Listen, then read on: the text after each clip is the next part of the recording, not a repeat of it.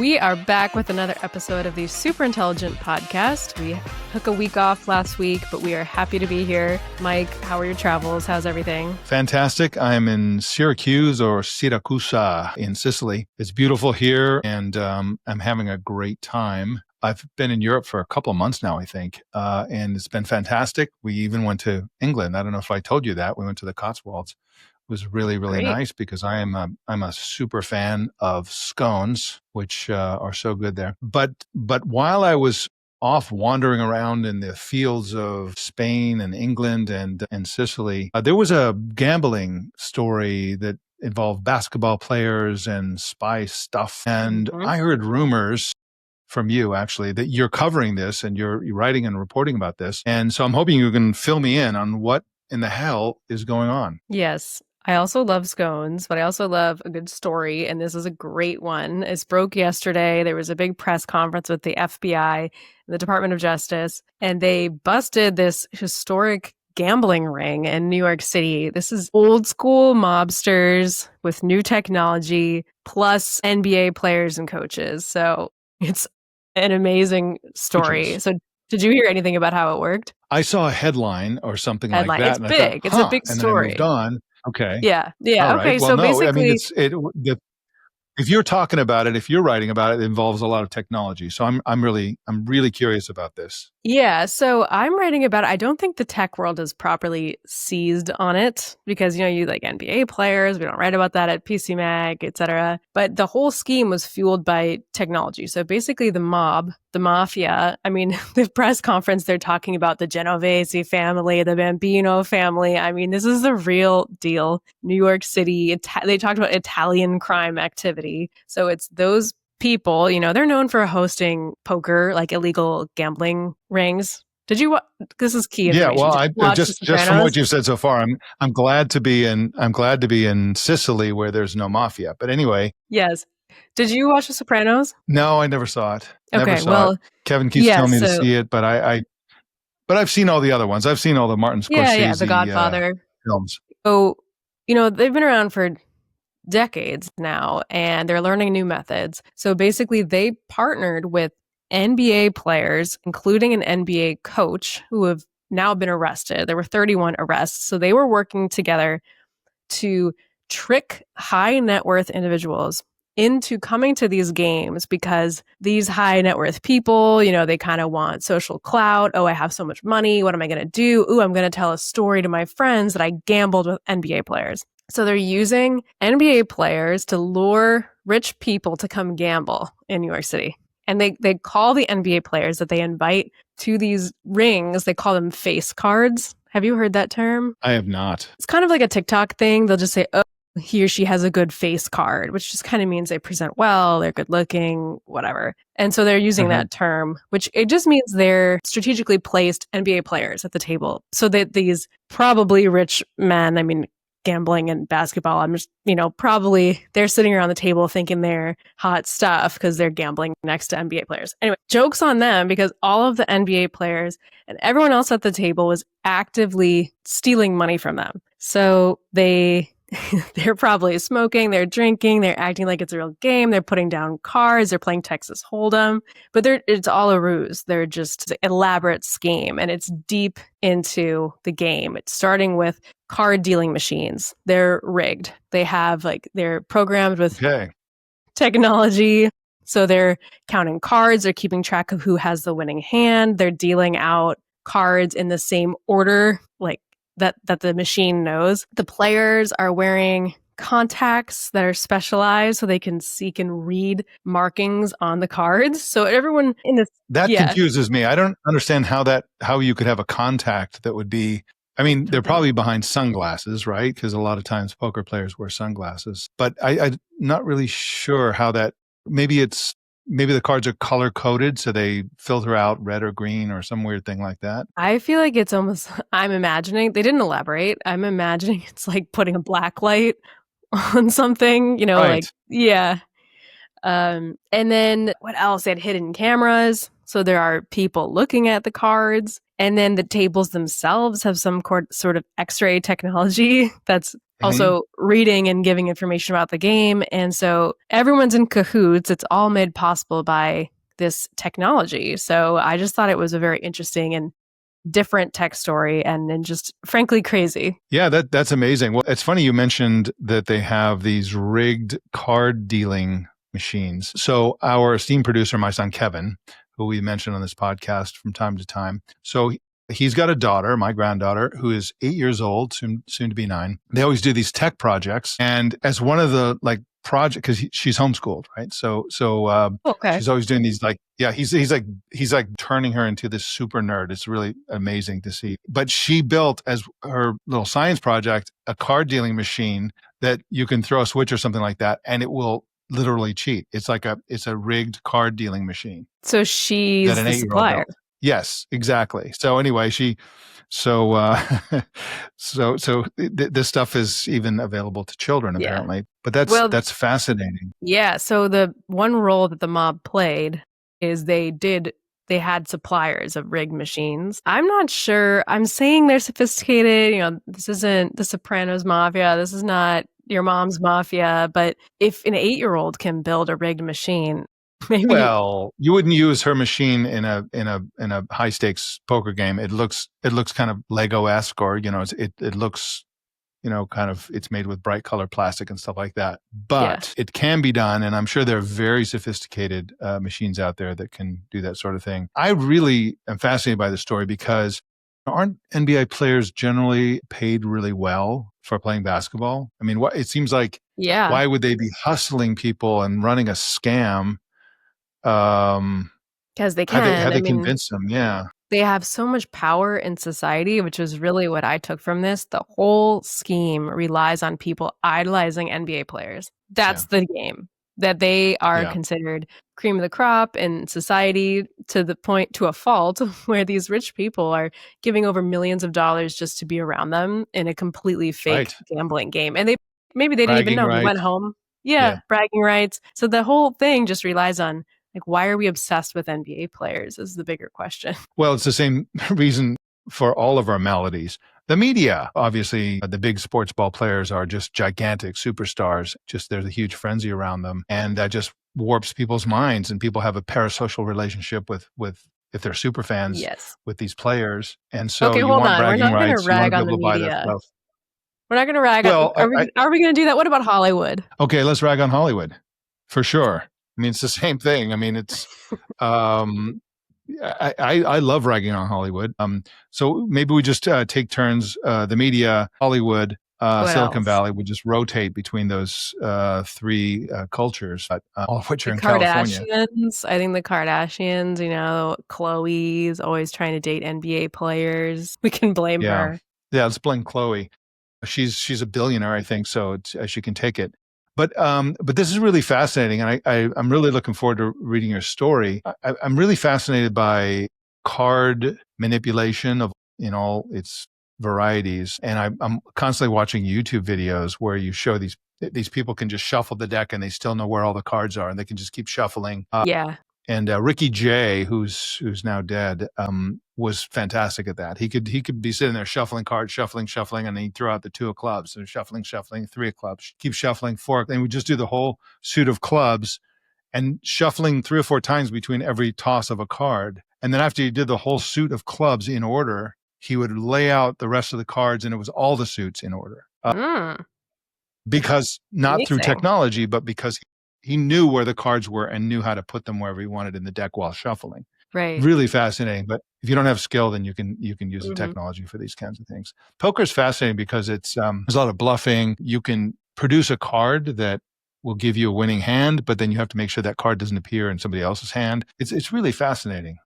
It's a Hmm. fascinating world. Yeah, and there was a great interview with a former FBI director on ABC last night, and Hmm.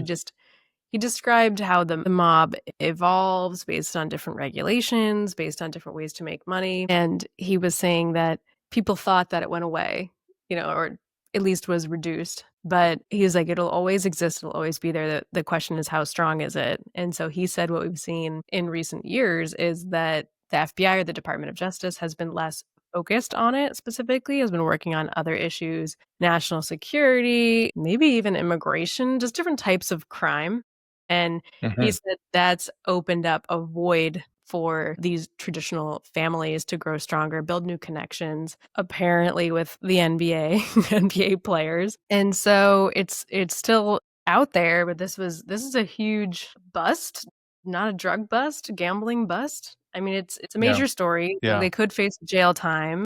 So we could see all these people go to jail, but we don't know. But they were arrested and they revealed this investigation yesterday. Yeah, fascinating. And I'm frankly surprised that we're still talking about the Italian, because, of course, in American culture, when you think of the mafia, you think of organized crime, you think of, all the movies that have been made over the years and the TV shows depicting Italian American mafia organizations connected in some cases to Sicilian mafia organizations. But of course, what about the Russian mob? What about the Korean mob? What about the Yakuza? What about all these other sort of national origin organized crime groups, which I assumed would have been predominant in places like New York nowadays? Because of course, that stuff emerges out of, in the case of the Italian mob, in the early 20th century, it was poor immigrants that were being preyed upon by mafiosos who then turned, super pro and all that kind of stuff.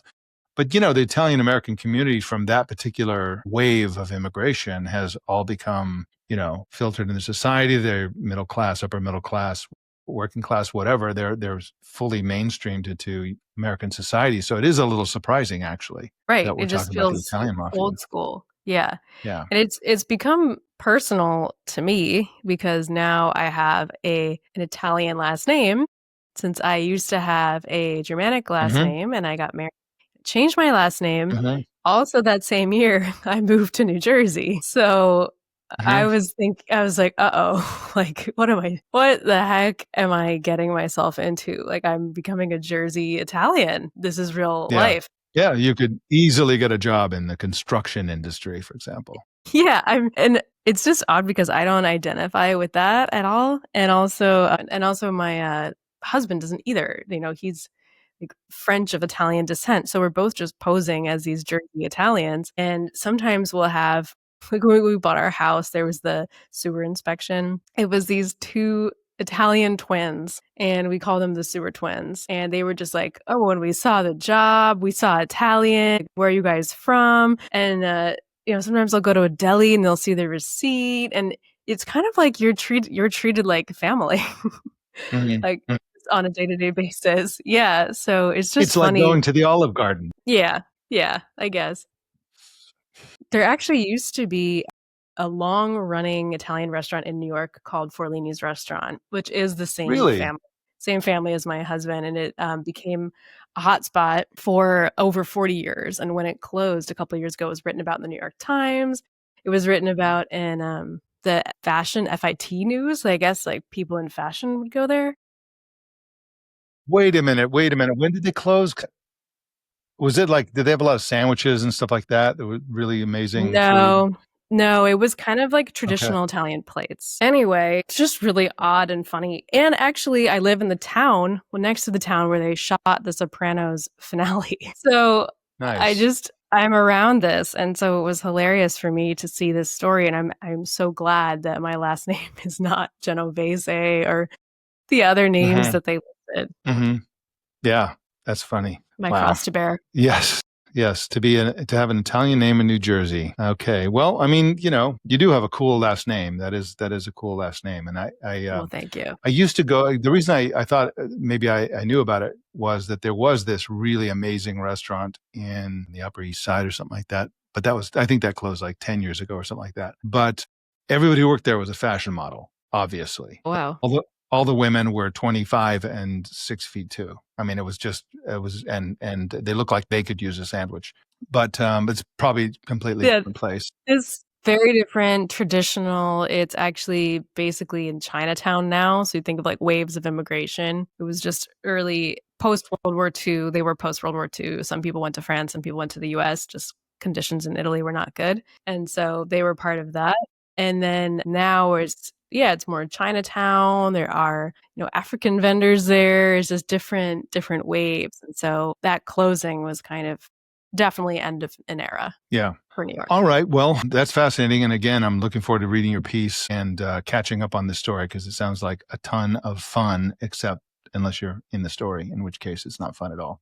Well, lately I've been thinking about a strange phenomenon in the world of AI, where in the world of AI journalism or the world of AI commentary or opinion making, because it's so whiplash inducing to rip through headlines about AI and hear the comments of experts basically. And experts can be the leaders of companies, they can be engineers, they can be journalists and critics and all kinds of things. But basically the two prevailing general ideas about AI are that one, it's going to usher in an era of unprecedented happiness, prosperity, and health.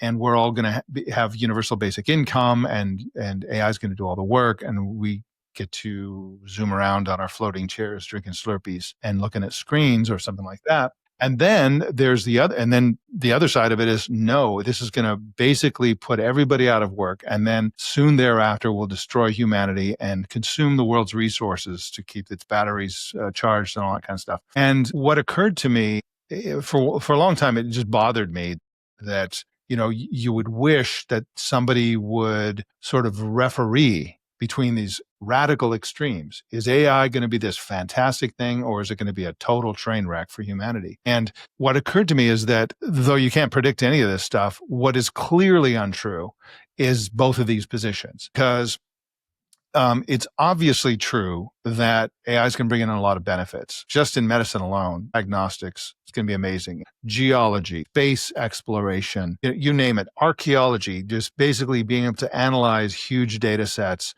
is clearly going to have some benefits for people. It's also causing all kinds of problems about privacy. People are falling in love with and being influenced by AI chatbots. The kid committed suicide. There's a lot of, slightly less extreme personal crises that are the result of people interacting with chatbots. There are many, many of these things that are happening. So to say that it's all good is clearly false, and to say that it's all bad is clearly false. And so I think that people need to start learning how to be skeptical of these extreme views. If somebody is talking about AI in general, or even the latest version of AI, generative AI chatbots and generative AI in general, LLMs or SLMs, and they don't point out that it's both good and bad, you shouldn't listen to them, basically. Because that's just there's no if they're most of the cheerleaders of AI are actually in the position to make a ton of money from it, right? So the CEOs of all these companies that we talk about all the time, they love AI. It's fantastic. They consider all the current problems temporary, and those are just engineering problems that we solve by engineering. And then the doom and gloom crowd are not, typically invested in or have a stake in the outcome of AI. And so they feel free to throw grenades at it. And so I think that really what we need the position that I think is the most rational and defensible position about AI is that, yes, it's going to have lots of huge benefits. It's going to have a lot of problems. We should be focusing on exploiting the benefits and protecting ourselves from the problems. This is the way we should look at it. And any other sort of, this polarization that exists within AI opinion is just problematic. And at the risk of droning on too long about this, it's not just whether AI is good or bad. It's like, everybody who says it's good or bad is going to get really good and really bad when we get AGI, when we get superintelligence, right? When will that happen? Some say it will happen by December. Others say it will never happen or it'll happen in 100 years. So there's no agreement on that. People say we need tons of rules because, government rules and sort of lock down this stuff. Other people say, no, then we'll lose the race to China. Or if we lock down our rules, they won't lock down their rules, and then they'll rule the world because they have unfettered AI. People say we should start exploring universal basic income because AIs can do all this work. Other people say that's a ridiculous idea. People need to have a purpose in life. And also, we're not going to get to this, AI is not going to be the firemen. They're not going to, build houses and stuff. Well, maybe they will with robotics and stuff. But anyway, so there's just extremes on the extremists on pro and con, or soon or late, or legislation or no legislation, and a bunch of other issues around AI are the just drowning out the the better opinion, which is that it's clearly a mixed bag, and that you have to be really realistic about it, and to be a full-on cheerleader for it is problematic, and to talk about it as doom and gloom exclusively is really problematic as well. What do you think? I think this is what you are really good at, which is poking holes in dialogue. And so I think this is a great example of Mike Elgin at his best. And I think we should listen to you. And of course, it's true. Of course, it's true. The internet is so extreme, but sometimes we forget that. So this is a really good reminder. Yeah. Yeah. And I think, so the other thing that's interesting is that people are faced with this position of like, well, how much should I invest? Because one of the things that bothers me about the AI era is the degree to which it's squeezed everything out, right? We've Yes. talked about this before. There's so many potential technology related things that we could be doing, could be investing in, could be playing with, could be exploring. It's just AI all the way down nowadays. And I think that's a problem. AI is fantastic, but it's fantastically important, I should say, but it's not everything, right? Yeah, I mean, that's been going on for a while. Before that, everyone who had, was considered smart or talented was building an app. It's like there are other forms of technology than just building apps back then, and now building something that has AI in the title. So there's no doubt that the tech industry just is too much concentrated power, and too many it's attracting too many people. And I feel like I don't know how we disperse that. I think people just go where the money is. So we need someone else in a different industry, something like mining, or I don't know. I visited a ski resort in the winter, and I was like, this hasn't changed in 30 years. Like there's just Hmm. so many things that need help, and we just need someone to emerge and make other spaces cool, but it's absolutely not happening. Yeah. Yeah. I go to a lot of really traditional places. I'm in a very ancient part of the city right now, and, surrounded by these, 300, 400, 500-year-old buildings. Basically, it seems at first glance like nothing has changed, except everybody's got a cell phone. So this cell phone obsession is something that didn't exist Of course. 25 years ago. And so that's kind of new, but that's not really, I don't think we consider that advanced technology. No, it's very That's just mature. media Yeah, obsession and all the problems associated with that. right. Anyway, so I had a thought on the future of AI. I realized that basically AI chatbots are just going to become shopping assistants, and that is their most likely destiny. Because for the past 6 months, all Sam Altman has been talking about is how do we make money? How do we make money? They are making quite a bit of money. OpenAI didn't realize that they have a revenue of nearly $5 billion by the end of this year, which is amazing. hmm, But also, to be profitable, they need to make, I think Bloomberg reported something like 190 billion. So that's a lot. And they said it's going to happen in the 2030s. That's a huge ramp up, different problem we can solve. But they are obsessed with how do we make money. A yeah, really established money making model on the internet is affiliate revenue or referral fees, where if your site convinces or drives someone to eventually buy a product, you get a cut. But ChatGPT is desperately working on its shopping experience. They have a new integration with Walmart, which is really big. Don't really know why Walmart just did that. I guess they want to win digitally, but it won't even direct people to the Walmart site. It'll just show Walmart products, and it's one click on ChatGPT to buy the product on Walmart. So this is their instant checkout technology. They're building shopping tech. So their existence relies on making money, and so they're thinking, how do we do that? So we don't want to do ads because we've been dunking on traditional internet ads since the start. And one reason people like ChatGPT is there are no ads. Oh, okay, well, we can make shopping better. We'll have curated selections. We'll, get to the product you want earlier. We'll find cool products on Etsy and other places you might not look. So really, they have to make money, and that's their focus for the next 10 years. So I think we should expect to see a lot of shopping technology, not AGI from OpenAI. right. And also, I think they see the writing on the wall when it comes to smart glasses and wearables, where you're not going to have a page, you're not going to be looking at a page full of stuff. You're basically going to say, and this was Amazon's vision with the Echo, in the last few years, which hasn't really panned out. But what they wanted is say, hey, buy me some batteries, and it'll look at what batteries you bought last time, and it'll send them to you, and it'll all be paid for just because through a voice command. That's not really happening. But actually, yesterday, Amazon unveiled something called Help Me Decide, which is an AI powered feature that basically looks at everything you've ever purchased. It comes up with the product recommendations that are based on the kinds of things you buy, profiles you as a person, what's your gender, what's your age, all that kind of stuff. And it looks at whether you tend to go high end, low end, basically uses AI to give you really good recommendations. This is interesting to me because back in the dot-com days, back in the late 90s, one of the things that Amazon was a complete leader in was book recommendations. And the way they did it was they had an algorithm where they look at what you bought before. So you bought book A, book B, book C, book D, and then it would find that other people who liked all of those books also liked book E, and it would recommend book E, and it was fantastic. It seemed like magic in the beginning. You're like, wow, how did they know this is exactly the kind of book I want to buy? So they were always a leader in that. This seems just like the AI juiced version of that, where they're doing this across all products and being more sophisticated about it, not just looking at correlation between you and other people, but just looking at you and essentially profiling you individually through AI. So that's Exactly. we'll see what happens with that. I don't know what Meta does on Instagram, but whatever they're doing it well because What do Instagram is you mean you don't notoriously know what good they're at doing? recommend. I don't know why Instagram is significantly better at contextual advertising than any other site, Yeah. including And Facebook. Sam Altman talks about They that. He'll be like, I Does love he? Instagram. He says, I love Instagram ads. If we could make ChatGPT's ads like Instagram, I'd be all for it. Okay, Yeah, sure. I'll bet.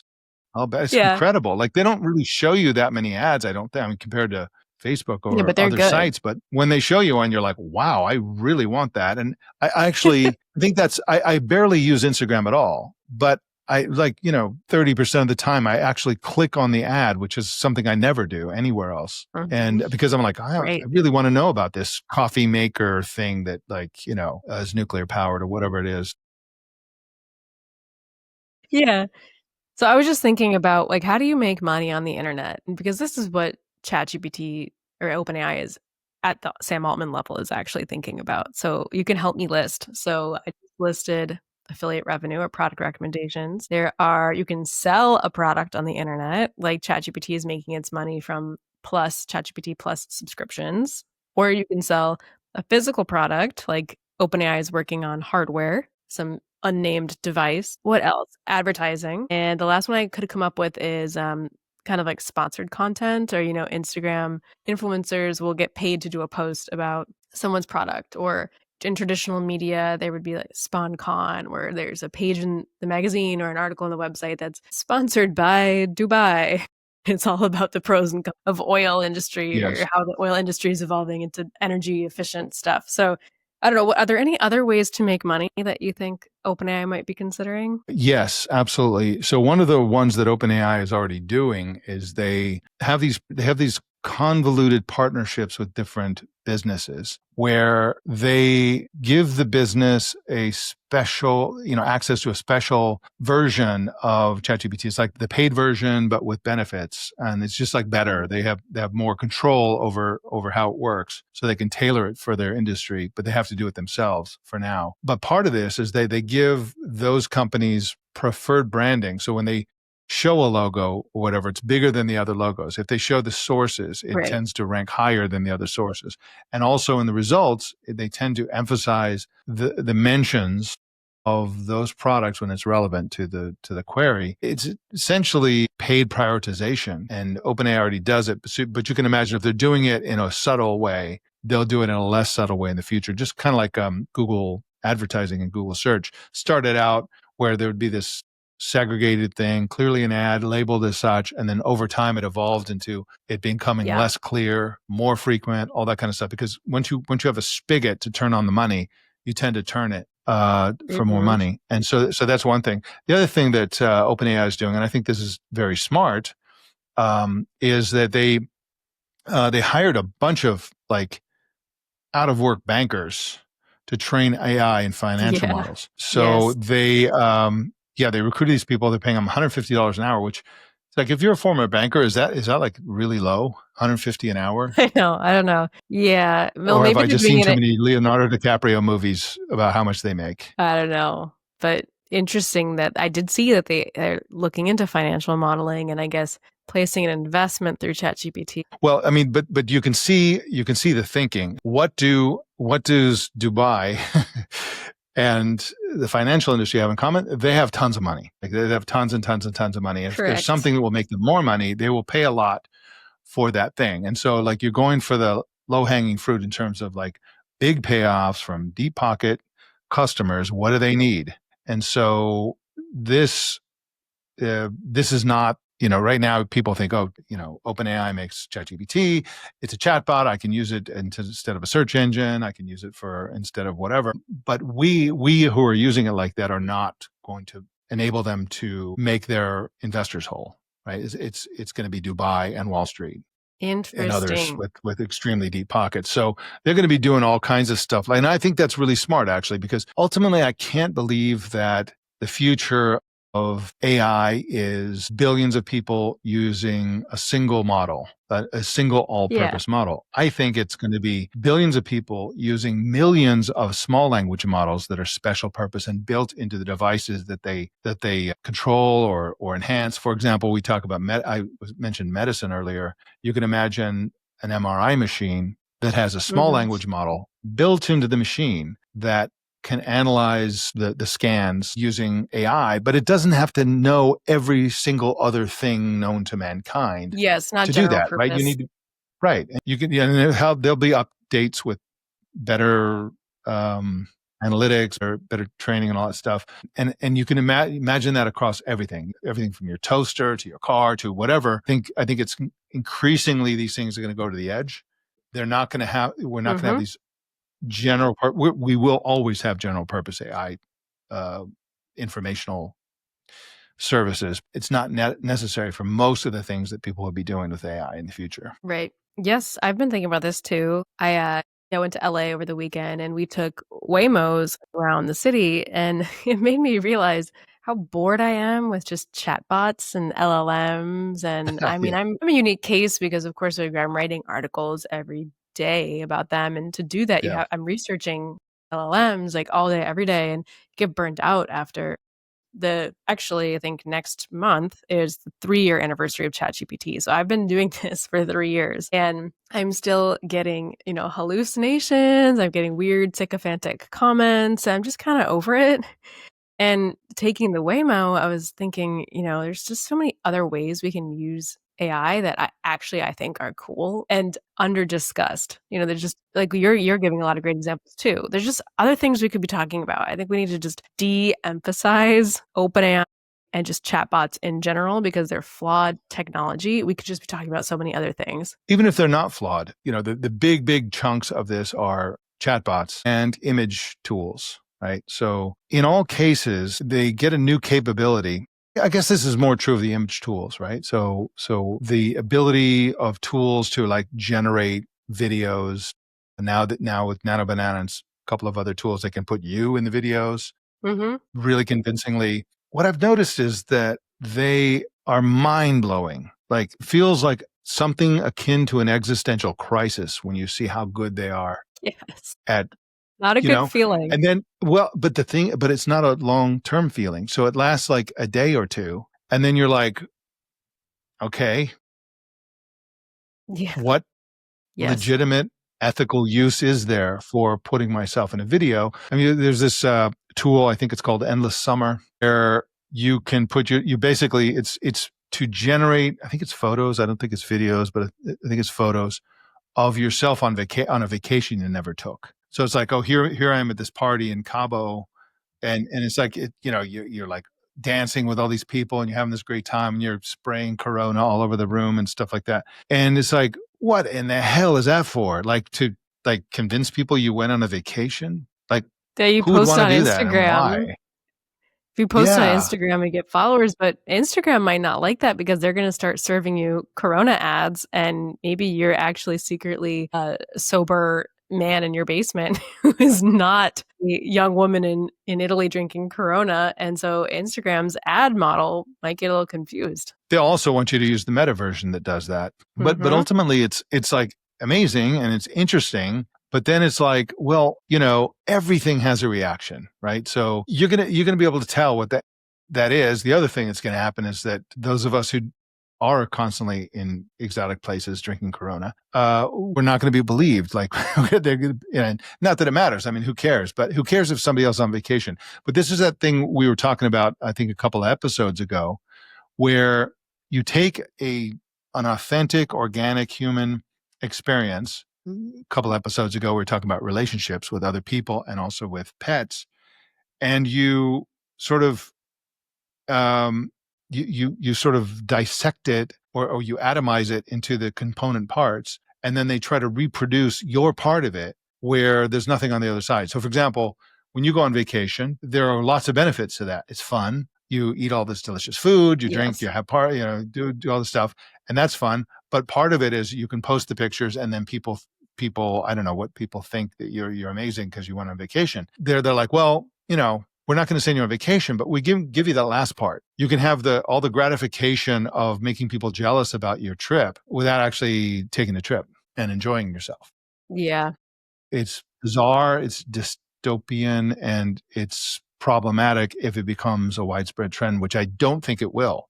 That's my point. I think these things are mind-blowing parlor tricks for 10 minutes, and then who cares? Yeah, I agree. And it is amazing that the tech industry is so shallow. It just doesn't really talk about anything that we care about, what we value, or, family or relationships or exploring the world. It's just like the tech industry is just, they're this agnostic just platform for crap.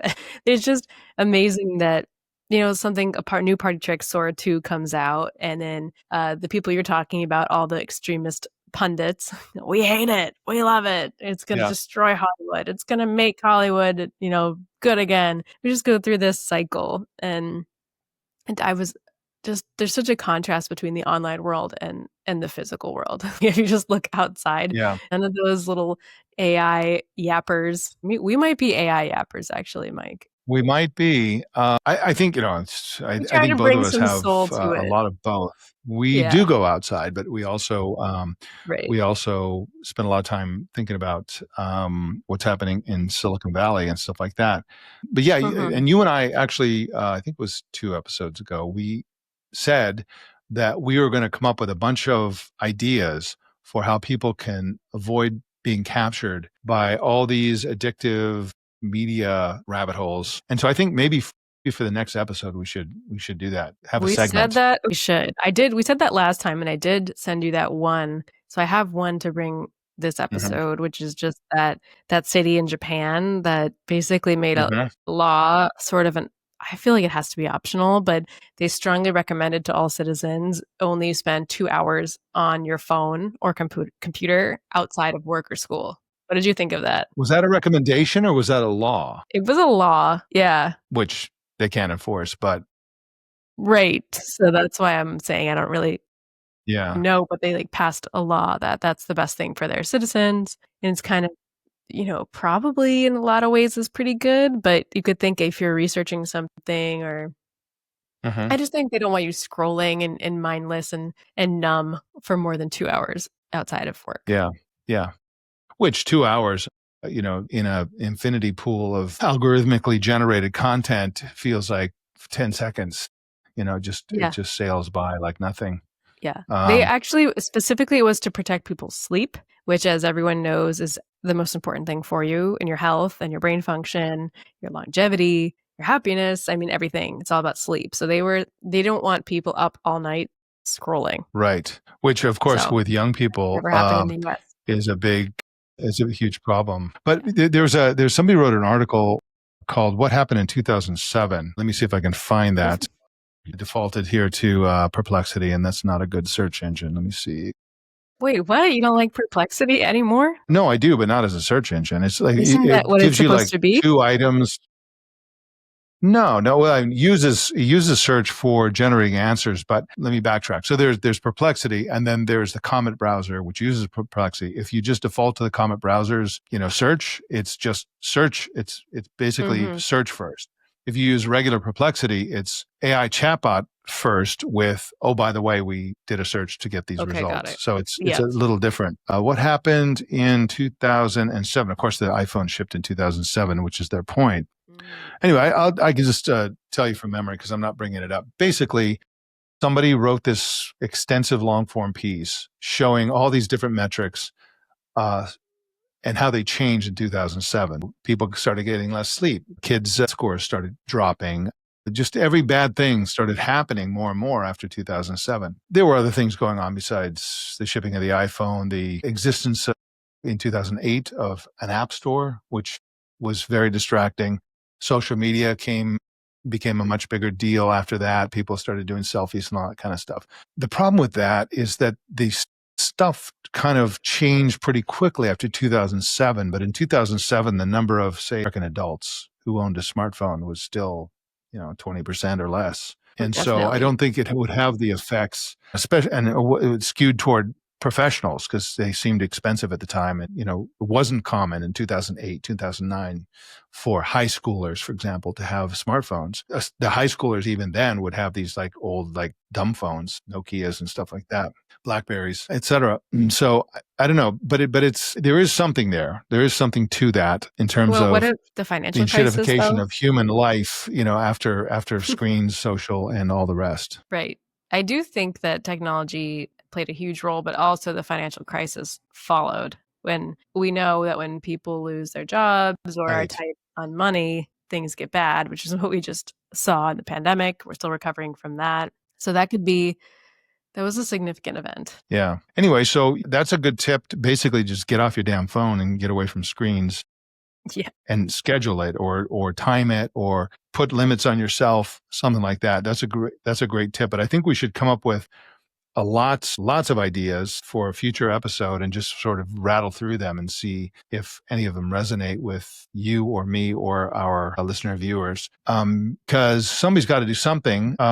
It's really a strange world that we've entered into. And again, it's like for me, I've been in Europe for the last 2 months. I was in the Cotswolds, wandering through like drizzly cobblestone lanes in quaint towns and all that kind of stuff, scarfing down scones as fast as I could and everything. And it's just like the world of like AI capture, it just doesn't feel like it exists there. Sounds beautiful. It does in London for sure, right? But and here in Sicily, it's not really, culturally they're not there yet. You don't see any.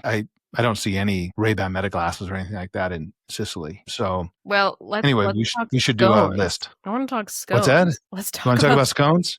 yeah, they're Okay. delicious. And what was the best one you had? Oh my God. Well, so I had never done afternoon tea before because I'm a male and I'm American And a and barbarian.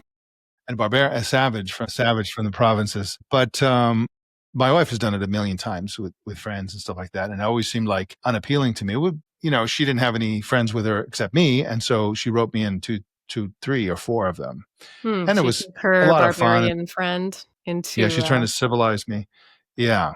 And but I love scones, but what confuses me about scones is why they are only good in the UK. Like hmm, where did these triangle things come from that you find at Starbucks with a hard frosting on top that are never served with jam? Like people don't have them with jam or clotted cream, right?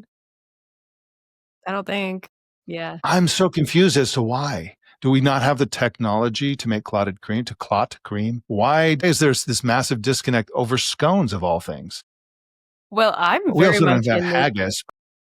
I'm in the scone scone geist. So Where do you it's find actually scones in New York? well, the closest coffee shop to me is also a bakery, but actually the only thing they make is scones. And they have excellent scones. Yeah. Really? With Yeah. currants? What? Okay. Yeah. One question I have about scones, is it scones or scones? Don't British No, people I say say scones. scones? But don't British people say scones? Why would they I'm say gonna look that? it up. I felt like I would ensconce with somebody's scones. Yeah, then there's of course there's the jam first, cream first um, controversy. But I don't understand why in the United States I love food history, and I would love to know Hmm. how that culture was completely broken. Like people, like it's not like the UK is on another planet. Hmm. You can go there and have good scones, and like why doesn't somebody come back? Why doesn't Hmm. LJ Starbucks or whoever launched Starbucks like just have good scones? Okay, I'm sorry. I've been looking at a map of the UK. There's a regional difference in how people pronounce scone or scone, Huh? and you can't see it, but the orange, That's that's gone. scone land, and the green and Wow. blue and yellow is scone land. But what's the difference So between green and blue? Like, do they have different pronunciations? it's percentage of people who pronounce it. So it's either scone that rhymes with I cone. see. So there's a Hmm. scone that rhymes with cone, and then all the way to orange, which is scone that rhymes with gone. So scone. Okay. Hmm. So Yeah. it's like in the U.S. the regions that Right. say submarine sandwich, hoagie, and what's the other one? Right. There's another thing where But there is there's another like one. I Coke, can. Yeah. pop, Yeah. Yeah. and Yep. some other things. Right. I said pop when growing up in Minnesota, Did and you? I had to systematically weed it out of my brain because it was so embarrassing when we moved to the Hmm. East Coast. I want to know if London is in the scone section. It's got to be in the scone section because You that didn't, what did London you is hear pretty people? far south. Oh, I okay. didn't really talk about scones when I was there. I just ate them. But I think that looking at that map, you're looking at Scotland, right? And then northern England, but Well, not all of it, London. all of the UK, I'm looking at. Yeah, right. But in terms of scones, that went pretty far north of London. It looks like Yeah. The question is, why the heck do I know that trivia? that's Where did that come that's a from? mysterious Who am I? fact. Anyway, well, actually, surrounding London there is a bit of it's a scone land, but London itself is scone Well, land. the closer you get to London, the more accents there are, English Right, accents and ways of right. speaking, right? So it gets more concentrated in and around London. So I'm sure Okay, there's so all the kinds of, bottom, that little blue is London. So that's scone, but yellow around it is at least 50% of people say scone. huh? Yeah, Okay, I did not know that. yeah. That's the funny thing about visiting England and the UK generally is that when you hear English accents through media, they tend to be really posh, Southern Mm-hmm. English accents, upper middle class, lovely accents, and then there's BBC English and all that kind of stuff. But when you go to the UK, man, there are a lot of accents. Yeah, Sometimes some people are are hard talking to to you and you're like, understand. no idea Yeah, what you're talking about. right. Well, I'm So, gonna put you're the food guy, the international food guy. I'm gonna put you on the case for solving this. What is the deal with okay. scone versus scone? Are you up All for right, it? I'm on it. All right. Yes, I am. All right. I So need to get I will back to figure it work. out. Yes, and yeah. I'm on the case. There are a bunch of other mysteries as well. So here's another mystery. So did you know that English muffins? There's some interesting trivia about English muffins. So they were originally conceived by a British American, Thomas, who launched the Thomas English Muffin Company, Thomas, right? my Invented man. them. And Nice. his concept was that they were toaster crumpets. So he's trying to make crumpets in a toaster. And so he invented Yeah, this high hydration thing. You'd split it in half. It'd be like two crumpets, right? I'm just gonna call them toaster crumpets. That's the official It's new name. better, right? It's a It's better name. better. But here's the funny thing. So these launched in the US initially, and they were called English muffins because it was this like, it was a muffin and it was like this English guy doing crumpets basically. Hmm. And then when they went to the UK, they called them American muffins because this was completely alien to anything they'd ever seen. It was coming from across the Atlantic, and they called them. So there was a number of decades where we called them That's English muffins, funny. they called them American muffins. And then what changed all that was the big like blueberry muffin type muffins came, and those became American muffins. And I don't Okay. even know what they call English muffins nowadays, if they call them anything. But yeah, I thought that was an interesting little bit of trivia.